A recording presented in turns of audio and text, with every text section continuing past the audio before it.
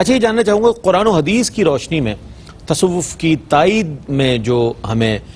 قرآنی آیات اور احادیث رسول صلی اللہ علیہ وآلہ وسلم ملتی ہیں ان کے حوالے سے اگر کچھ روشنی ڈال دیں تو یہ میں سمجھتا ہوں اس موضوع کا انتہائی اہم سوال بھی ہے اور جواب بھی انتہائی اہم ہوگا۔ بسم اللہ الرحمن الرحیم۔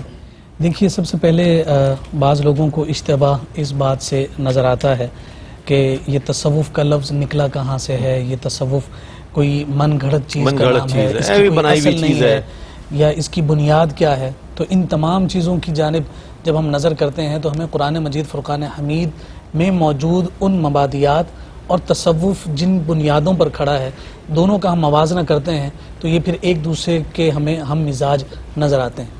اگر اسی تصوف کے عنوان کو ہم قرآن مجید فرقان حمید میں تلاش کرتے ہیں اور تصوف کی تعلیمات کو اس پر پرکھتے ہیں تو ہمیں تین مختلف اصطلاحات قرآن میں نظر آتی ہیں۔ نمبر ایک تزکیہ نفس،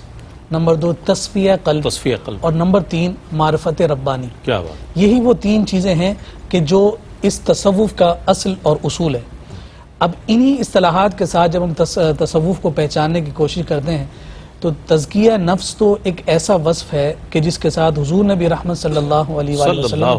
کو متصف فرمایا گیا، اور آقا کائنات صلی اللہ علیہ وسلم کی بعثت کے مقاصد قرآن میں جہاں جہاں ذکر فرمائے وہاں پر یہ تزکیہ نفس کا ہمیں معاملہ نظر آتا ہے۔ جناب ابراہیم بھی اگر آقا کائنات صلی اللہ علیہ وسلم کو اپنی ذریت میں طلب کرتے ہوئے رب کی بارگاہ میں دعا کرتے ہیں تو اس دعا میں بھی یہی التجا ہے کہ جو نبی رحمت میری قوم میں اور میری نسل میں تشریف لائیں تو ان کا عالم یہ ہو کہ وہ کتاب کی تعلیم دیں، حکمت سکھائیں، اور ساتھ یہ ہے کہ وہ تزکیہ نفس فرمائیں۔ یہ قرآن میں جہاں جہاں یہ موجود ہے وہاں تزکیہ نفس ہمیں نظر آتا ہے۔ تصفیہ قلب کی جب ہم بات کرتے ہیں جیسے قبلہ مفتی صاحب نے فرمایا کہ اس کا ایک اعتبار سے تعلق جو ہے وہ باطن کے ساتھ ہوا کرتا ہے، چونکہ قلب ایک باطنی کیفیت ہے، قلب ایک ایسی دولت ہے کہ جو انسان کے باطن میں پوشیدہ اور پنہا ہے۔ اس کے تصفیہ کے لیے اور اس کی صفائی کے لیے اور اس کو نکھارنے کے لیے، ستھرا کرنے کے لیے جو امور سر انجام دیے جاتے ہیں، قلب جتنا پاکیزہ ہوتا چلا جاتا ہے اتنا ہی وہ منور ہو کر اللہ رب العزت کی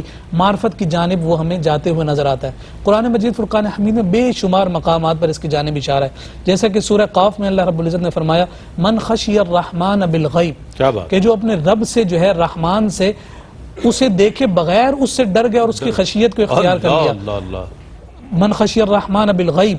اور پھر آپ یہ دیکھیے کہ آگے فرمایا من خشی الرحمن بالغیب وجاء بقلب منیب، اور یہ پھر اس جو اللہ رب العزت سے بغیر دیکھے اس کا جو خشیت ہے وہ قلب منیب کی جانب اشارہ ہے، اور جسے قلب منیب ملا اس کا حکم آگے ذکر کیا جا رہا ہے ادخلوها بسلام، کہ سلامتی کے ساتھ رب ذوالجلال کی جنت میں داخل ہو جائیں۔ پھر آپ دیکھیے کہ اسی قلب کی پاکیزگی کی جانب ایک اور مقامات پر سورہ حدید میں اللہ رب العزت نے فرمایا الم یأن للذین آمنوا ان تخشع قلوبهم لذکر اللہ، کیا تمہارے اوپر وہ وقت ابھی تک نہیں آیا کہ تمہارے سامنے اللہ کا ذکر کیا جائے اور تم اس سے جو ہے لرز نہ جاؤ اور تمہارے دل جو ہے خشیت نہ پکڑیں۔ اور پھر اس بات کو مومنین کی صفات میں ذکر کیا گیا الذین اذا ذکر اللہ، جب ان کے سامنے اللہ رب العزت کا ذکر کیا جاتا ہے وجلت قلوبہم، تو ان کے دل جو ہے وہ جلا پکڑتے ہیں۔ اور پھر یہی بات کہ جو پاکیزہ دل والے ہیں